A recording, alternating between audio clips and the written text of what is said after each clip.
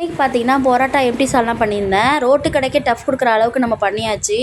என் பசங்களும் வீட்டுக்காரர்லாம் அன்னைக்கு சாப்பிட்டுட்டு வந்துட்டு, "நல்லாயிருக்கும்" அப்படி இருக்குன்னாங்க. அப்படி என்னதான் அந்த ரோட்டு கடை பரோட்டால சால்னால என்ன இருக்குன்னு பார்க்கலான்ட்டு தான் இன்னைக்கு செய்யறதுக்கு போயிட்டேன். அதுக்கு முன்னாடி ஜார்ல வந்துட்டு கொஞ்சமா தேங்காய், அப்புறமா 2 வந்துட்டு வெங்காயம், கொஞ்சம் முந்திரி, சோம்பு ஆட் பண்ணி நல்லா அரைச்சு தனியா எடுத்துக்கோங்க.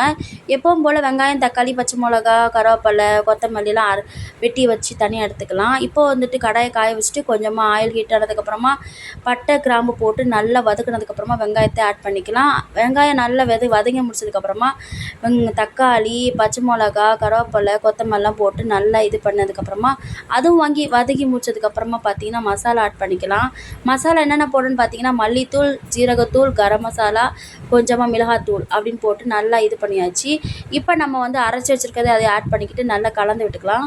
இந்த மாதிரி நல்லா கொதி வரட்டும். கொதி வந்ததுக்கப்புறமா கொஞ்சமாக உடச்சக்கல்ல ஊற்றி அதையுமே இது பண்ணிக்கலாம். ஏன்னா சால்னா ரொம்ப தண்ணியாக இருந்தால் நல்லா இருக்காதுல்ல, அதுக்காக கொஞ்சமாக உடச்சக்கல்ல ஊற்றி இந்த மாதிரி எடுத்துக்கிட்டாச்சு. இப்போ பரோட்டா மாவு ஆல்ரெடி மைதா மாவு பிசைஞ்சு வச்சுட்டேன். அதனால தான் பரோட்டா நல்லா சூப்பராக வந்திருந்தது. இந்த மாதிரி லேயர் லேயராக அறுத்து எடுத்துக்கோங்க. எப்போவுமே மடிக்கிறதுலே நான் இருப்பேன். இன்றைக்கி கொஞ்சம் வித்தியாசமாக இருக்கலாம்னு சொல்லிட்டு லேயர் லேயராக அறுத்து எடுத்துக்கிட்டேன். சூப்பராக வந்திருந்தது. இந்த மாதிரி நம்ம பரோட்டாவை நல்லா ஹீட் ஆனதுக்கப்புறமா இதுமாதிரி போட்டு எடுத்துக்கலாம். நல்லா சூப்பராக வந்துருந்துச்சு, எதிர்பார்க்கவே இல்லை.